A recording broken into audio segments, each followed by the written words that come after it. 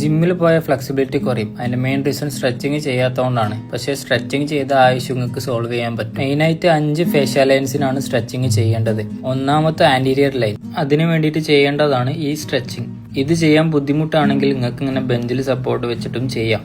ചെയ്യുമ്പോൾ ഒരാളൊപ്പം ഉണ്ടായാൽ നന്നാവും. രണ്ടാമത്തത് പോസ്റ്റീരിയർ ലൈൻ. ഒന്നെങ്കിൽ ഈ സ്ട്രെച്ചിങ്ങോ അല്ലെങ്കിൽ ഇതോ. കൈ മാക്സിമം അടുപ്പിക്കാൻ വേണ്ടിയിട്ട് നോക്കുക. മൂന്നാമത്തെ ലാറ്ററൽ ലൈനിന് വേണ്ടി ഇങ്ങനത്തെ ഒരു തൂണിന്റെ സപ്പോർട്ട് എടുത്തിട്ടാണ് ചെയ്യുക. രണ്ട് സൈഡും ഈക്വലി 30 സെക്കൻഡ് ചെയ്യുക. തൂണിന് സൗകര്യം ഇല്ലെങ്കിൽ ഇങ്ങനെയും ചെയ്താൽ മതി. Fourth one spiral line.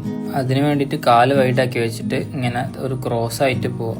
നമ്മളെ ഗേസ് എപ്പോഴും കൈയിന്റെ ഡയറക്ഷനിലാണ് ആവേണ്ടത്. അല്ലെങ്കിൽ ഇങ്ങനത്തെ ഒരു ഓപ്ഷനും ഉണ്ട്. അത് രണ്ട് സൈഡും ചെയ്യാം. Fifth one front arm line. അതിന് ഇങ്ങനത്തെ ഒരു റെസിസ്റ്റന്റ് ബാൻഡോ അല്ലെങ്കിൽ ഒരു പൈപ്പോ എടുത്തിട്ട് ബാക്കിൽ ഹോൾഡ് ചെയ്യാൻ വേണ്ടിയിട്ട് ശ്രമിക്കുക. അധികം ടൈറ്റ് ആക്കണ്ട, കുറച്ച് ലൂസാക്കിയിട്ട് ചെയ്താൽ മതി. എല്ലാ സ്ട്രെച്ചിങ്ങും 30 സെക്കൻഡ് വീതം ചെയ്യണം. പിന്നെ ഇത് ലാസ്റ്റ് വൺ ട്രപ്പീസിയസിന് വേണ്ടി സെപ്പറേറ്റ് ചെയ്തെടുക്കണതാണ്. ഇതിന്റെ ഒക്കെ കറക്റ്റ് ഫോംസിന്റെ എക്സ്പ്ലെയിൻഡ് വീഡിയോ ഞാൻ യൂട്യൂബിൽ അപ്ലോഡ് ചെയ്തിട്ടുണ്ട്. അതിന് വേണ്ടിയിട്ട് ജസ്റ്റ് സ്ട്രെച്ചിങ് കമന്റ് ഇട്ടാൽ മതി.